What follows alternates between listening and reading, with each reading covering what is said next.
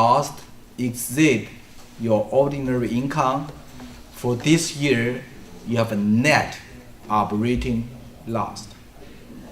Net. NOL. NOL is another very good topic for your final project. NOL is the best thing for taxpayer. It is worse nightmare for IRS. IRS does not like NOL because NOL means for this current year, your income is not zero. Your income is negative, and you can use this negative carry over to the future. Okay. With the negative, will it cause a red flag to the IRS? Could be, yes, because IRS hate it.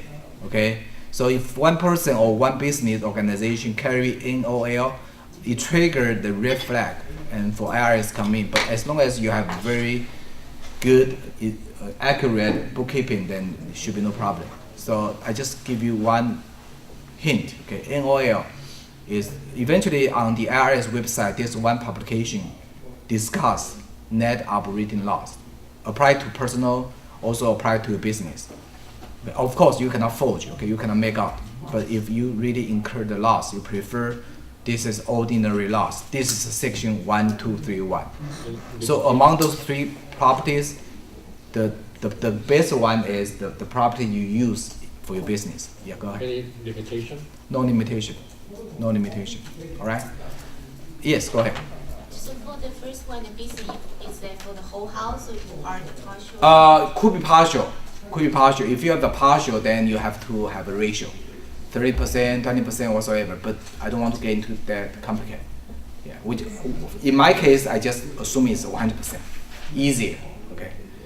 For the third one, is the worst. It's opposite. For the third one, it's opposite. Okay, not totally the opposite, but it's worse. Say, for example, you have a personal use automobile. If, not really if, almost 100%. If you sold this property, by the time you dispose this property, you incur loss. Usually you incur loss, of course.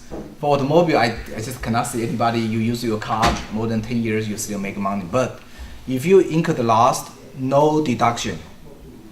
So that's why I say this is the worst. For personal use property, when you dispose it, you incur loss, no deduction. Understand? However, you incur profit, you need to report capital gain. Luckily, it's not ordinary. You incur capital gain. So, for example, it may happen because I know a lot of foreign students come here. Foreign students from China, from Taiwan, from Hong Kong. When they come here, usually they just purchase the used automobile, right? And you can understand for those students, they usually buy the Japanese car. Say they only spend $1,000 to get a reliable, but very old, but reliable Japanese car.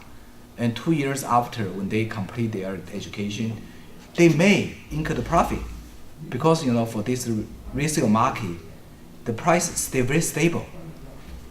So for the 2 years, they only accumulate the mileage a little bit, and by the time they complete their education, they want to go home, they may incur the profit.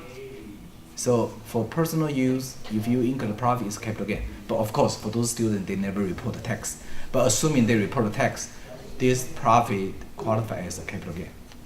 Understand? So very interesting, okay? Before we talk about the property, okay, we need to differentiate 3 different types.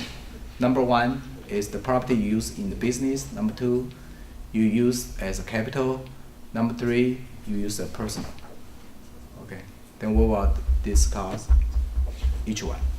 Oh, by the way, for number 2, capital loss.